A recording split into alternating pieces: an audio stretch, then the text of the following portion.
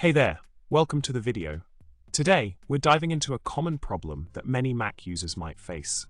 Picture this, you're happily working on your Mac, minding your own business, when suddenly you notice an error in your context menu for TXT files. The entry for MacVim _8.0 is all wrong, despite you being on MacVim v9 now. It's opening files properly, but that incorrect name in the menu is just plain annoying. So, what's the deal with this problem? Now, let's talk solution. You've been using Service Station to manage your Mac context menu, and that's where the issue lies. Simply head over to Service Station, delete the erroneous entry for MacVim _8.0, and add a new one, selecting macvim.app in your Applications folder. Voila, problem solved. Sometimes the simplest solutions are the most effective, right? To wrap things up, it's all about fixing those pesky context menu entries on your Mac.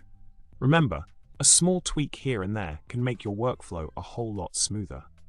So go ahead, give Service Station a visit, tidy up your menu, and enjoy a clutter-free experience. Thanks for tuning in, and don't forget to subscribe, like this video, and drop a comment below with your thoughts. Go on, show that YouTube love.